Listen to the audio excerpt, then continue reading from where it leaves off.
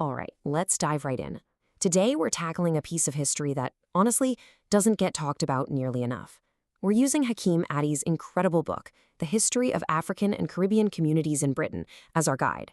And trust me, we're about to go on a journey that stretches back way, way further than you probably think.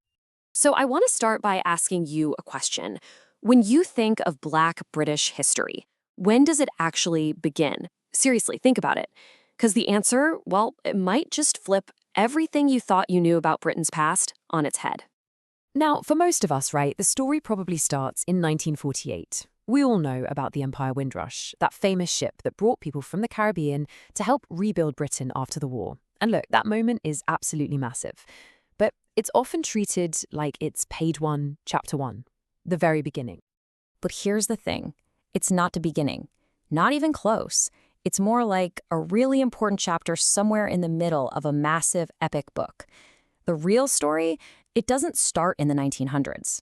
And that's exactly what we're going to unpack right now. Yeah, you heard me right.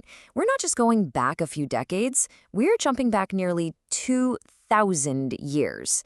We're talking about a presence that has been woven into the fabric of this island from the very, very beginning. Okay, so look at this. This changes everything, doesn't it?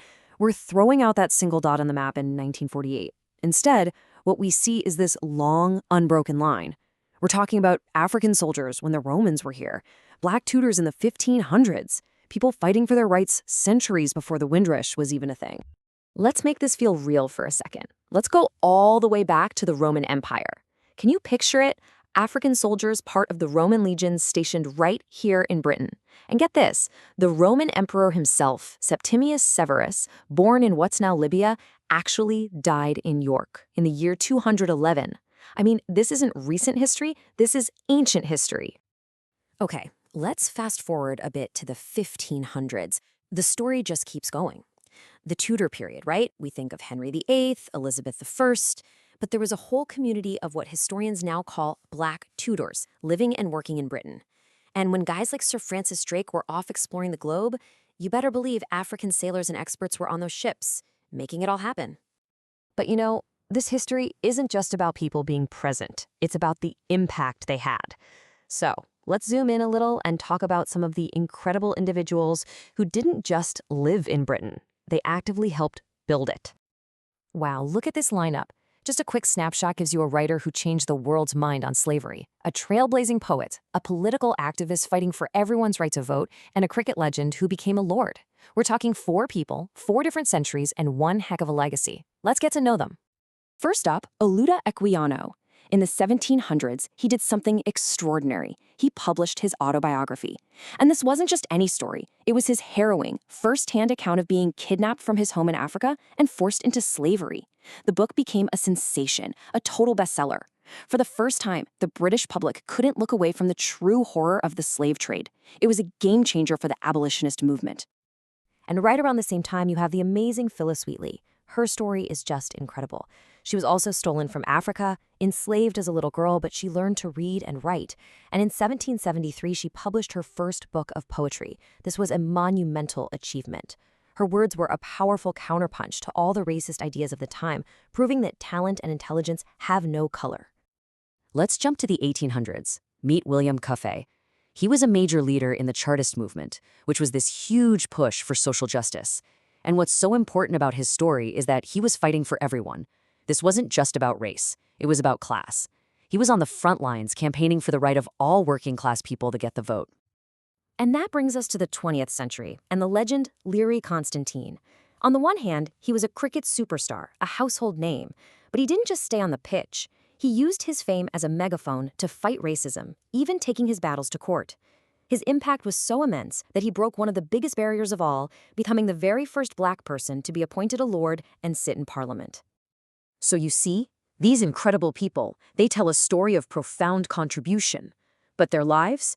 They also shine a spotlight on another truth that runs through this whole history: the constant, grinding, and difficult fight for basic equality. And that's what brings us full circle, right back to the Windrush Generation. Because now, with all this context, we can see them for who they really were. They weren't the start of the story. They were a pivotal, new chapter in a book that was already centuries long. These were British citizens invited to the so-called mother country, continuing a legacy of contribution that was already deeply established.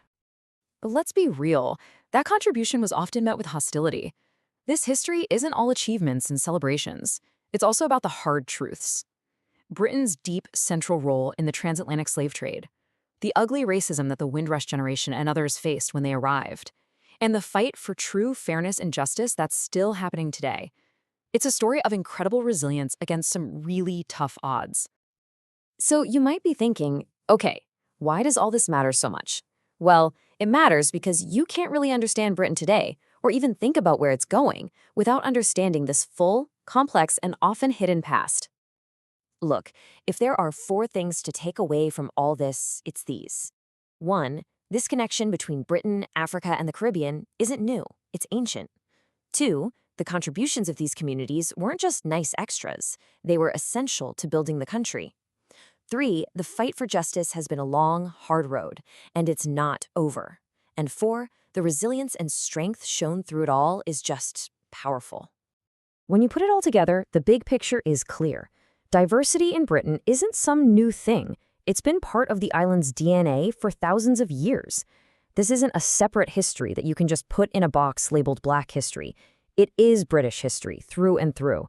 It's our shared story. So I'll leave you with this to think about. Once we stop seeing this history as starting with a single ship in 1948, and instead see it as a story 2,000 years in the making, how does that totally change how we think about a nation's identity today? Something to chew on. Thanks so much for joining me for this.